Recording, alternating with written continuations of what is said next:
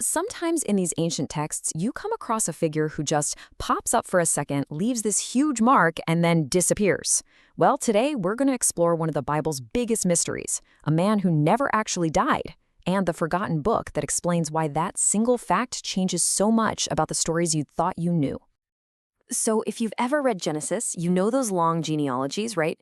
It's almost hypnotic. This guy lived, then he died. This guy lived, then he died, over and over.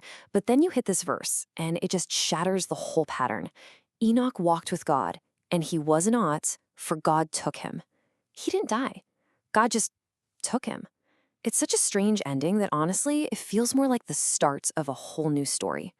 So of course, you're left with some pretty big questions, right? Who was this guy? And where in the world did he go? Turns out, these are the exact questions that people were asking thousands of years ago. And their curiosity led to a whole collection of texts that claim to fill in those gaps. So let's follow that trail. Let's see what they found. Okay, so before we jump into this forgotten book, let's just look at the handful of times Enoch actually shows up in the Bible itself. Because even though there are only a few mentions, they are incredibly powerful, and they really set the stage for everything that comes later. And when we get to the New Testament, wow, they really elevate this guy. In the book of Hebrews, there's this chapter that's basically a hall of fame of faith, and Enoch gets this incredible shout out. He's held up as the ultimate example of someone whose relationship with God was so close, so profound, that he literally just bypassed death altogether. I mean, think about that. He represents this kind of pure, direct connection to the divine that existed way before any formal laws or covenants were ever established. Okay, and then the plot really thickens. There's this tiny little book in the New Testament, the Epistle of Jude, and it doesn't just mention Enoch in passing, it directly quotes a prophecy from him. But here's the crazy part.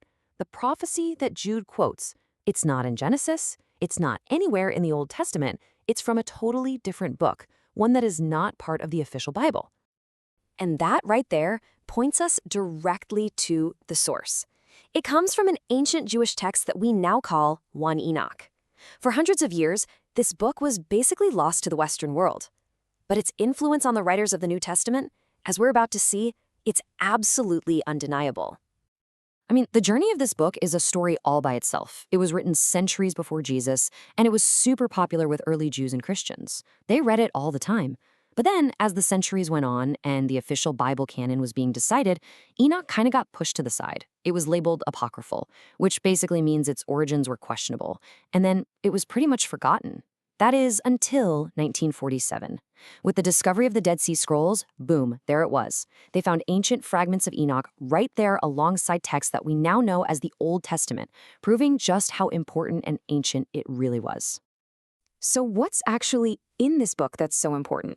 Well, for starters, it gives us the complete backstory to one of the weirdest, most confusing passages in the entire book of Genesis. Okay, this is where it gets really interesting. You know that part in Genesis 6?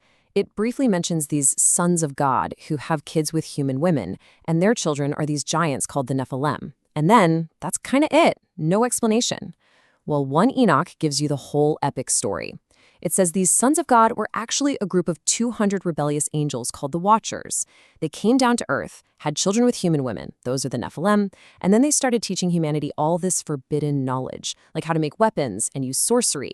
The world became so corrupt, so violent, that it's what directly leads to God sending the Great Flood. So 1 Enoch takes this really cryptic little passage and turns it into this massive foundational story about the origin of evil.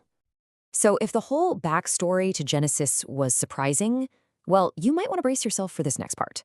Because the Book of Enoch also describes a messianic figure, with titles and a job description that are going to sound very familiar. And remember, this was all written before Jesus was even born. Seriously, just look at these parallels. They're incredible. 1 Enoch talks about this heavenly Son of Man, who's also called the Elect One and the Righteous One, who existed before creation. His job? To sit on a throne of glory, judge the world, and be a light to the nations. Now think about the New Testament. Jesus' favorite title for himself was Son of Man. This is pretty remarkable stuff. Now, it doesn't necessarily mean the New Testament writers were just copying 1 Enoch. What it really shows us is that these ideas, this language about who the Messiah would be and what he would do, were already swirling around. They were a deep part of the Jewish imagination at the time. But it goes even deeper than specific stories and characters. 1 Enoch basically gives us a detailed map of the entire cosmos, the heavens, the earth, and the spirit world. And in doing so, it creates this incredible bridge that connects the Bible's very beginning, Genesis, with its very end, the book of Revelation. Think about it. The Old Testament is often pretty vague about what happens after death. But 1 Enoch, it lays out a super detailed blueprint.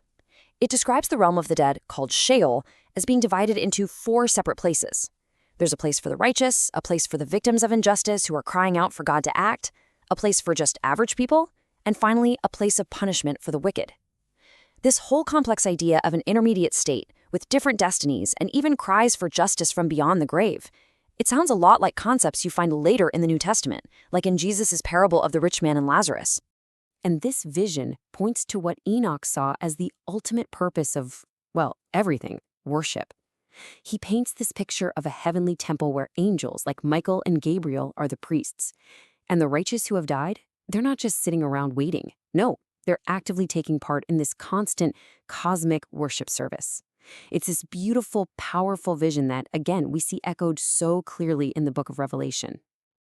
Okay, so after all that, what's the big takeaway here?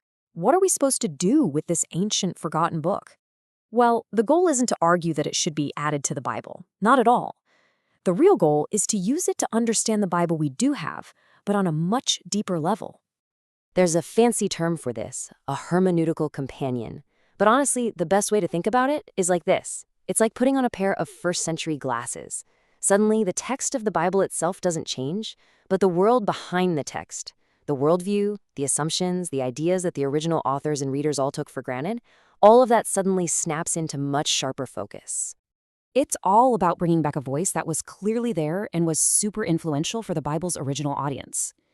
By listening to this witness that was cut out for so long, we can get a much better feel for their world. You know, what they just assumed was true about angels, where evil came from, and what they expected from the Messiah. So let me say it one more time just to be super clear. This isn't about changing the list of books in the Bible. It's about recovery. It's about recovering the historical context and the theological ideas that were in the air. It's about trying to step back into that same apocalyptic atmosphere that the biblical authors themselves were breathing. And all this really leaves us with a final, pretty big question.